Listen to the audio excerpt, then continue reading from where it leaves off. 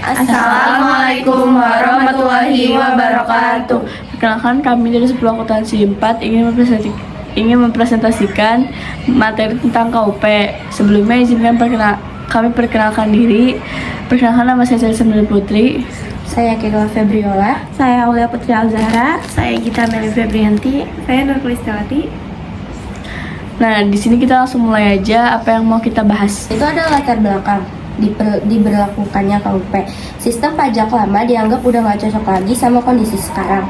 Pemerintah bikin aturan baru lewat Undang-Undang Nomor 6 Tahun 1983 tentang KUP, yang terakhir diubah jadi Undang-Undang Nomor 16 Tahun 2009. Tujuannya biar sistem pajak adil, jelas, terbuka, dan bisa dipercaya. Selanjutnya ada apa itu KUP?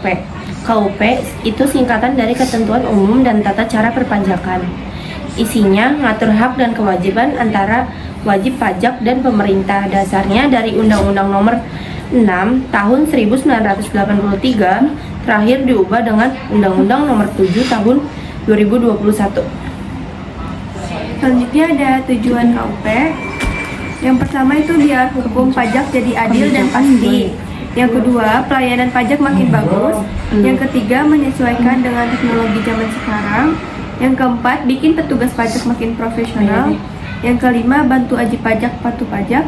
Dan yang terakhir, iklim usaha jadi makin kondusif. Nah, selanjutnya ada kebijakan pokok dalam KUP.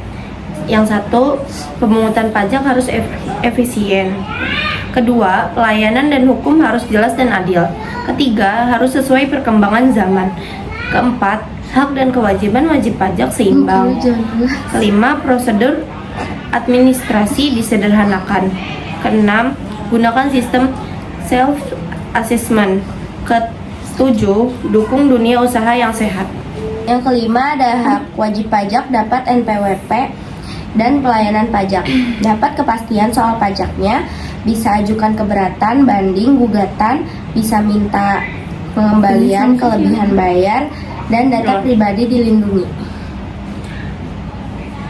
Yang selanjutnya ada kewajiban wajib pajak, daftar dan punya NPWP, laporan usaha kalau PKP, hitung, bayar, dan lapor pajak dengan benar, simpan dokumen pajak 5 tahun, berikan data atau dokumen kalau diminta DJP.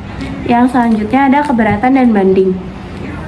Yang pertama, keberatan, yaitu diajukan ke DJP dalam 3 bulan sejak surat diterima.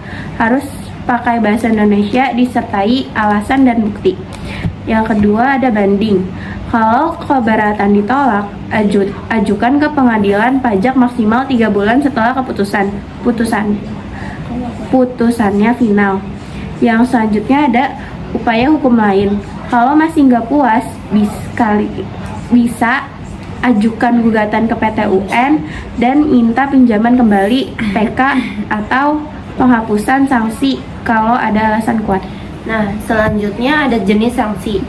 Yang ke-1 itu ada administratif, yaitu denda, bunga, dan kenaikan. Lalu ada pidana, itu penjara untuk yang sengaja ngemplang pajak, pakai dokumen palsu atau nggak setor pajak yang udah dipungut. Selanjutnya ada sistem self-assessment yang wajib pajak dihargai untuk: yang pertama ada hitung sendiri pajaknya, yang kedua bayar sendiri, yang ketiga lapor sendiri lewat SPT. Keuntungannya lebih praktis dan mendorong tanggung jawab PP. Pemerintah cuma ngawasin. Yang selanjutnya NPWP atau nomor pokok wajib pajak.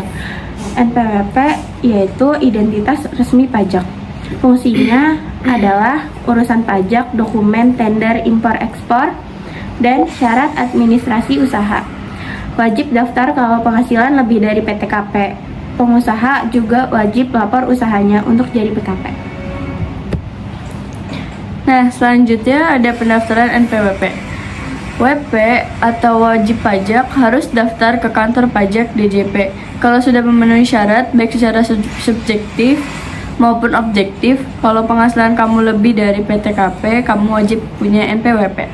Kalau kamu punya usaha, kamu juga wajib lapor usaha tersebut supaya bisa ditetapkan sebagai PKP. Kalau nggak daftar NPWP, kamu bisa kena sanksi administrasi.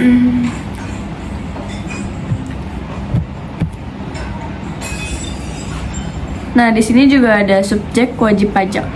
Subjek wajib pajak terdiri dari badan usaha seperti PT, CV, koperasi, dan lain-lain. Selanjutnya ada orang pribadi yang penghasilannya lebih dari PTKP. Terus ada juga bentuk usaha asing. Terus ada pemotong atau pemungut pajak seperti bendahara, instansi. Nah, PKP adalah pengusaha yang jual BPKB atau JKP. Selanjutnya ada SPT atau surat pemberitahuan, dokumen buat lapor pajak. Jenisnya yaitu ada dua. Yang pertama SPT masa, yaitu untuk periode tertentu. Yang kedua ada SPT tahunan, yaitu buat setahun penuh. Diisi dalam bahasa Indonesia dan dikirim ke DJP. Isi SPT-nya yaitu penghasilan, pajak, dibayar, harta, utang, dan lain-lain. Nah, selanjutnya ada fungsi dan isi SPT. SPT atau surat pemberitahuan dipakai wajib pajak buat lapor ke DJP. Pajak yang sudah dibayar, penghasilan, harta yang dimiliki, dan utang. Nah, fungsinya itu bukti pelunasan pajak, laporan kalau ada pajak yang dipotong atau dipungut pihak lain. DJP bisa cek kewajaran pajak yang harus dibayar. Kalau isi SPT salah, baik sengaja atau lalai, bisa kena denda atau hukum pidana. Lalu ada sanksi tidak lapor SPT, itu lalai, denda 1-2 kali pajak kurang, bisa kurungan 3 bulan sampai 1 tahun. Lalu ada yang sengaja, denda 2-4 kali pajak kurang, penjara 6 bulan sampai 6 tahun. Ayo.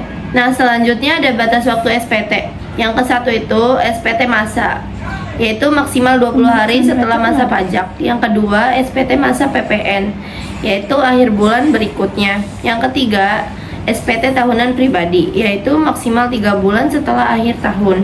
Yang keempat, itu SPT tahunan badan, maksimal 4 bulan.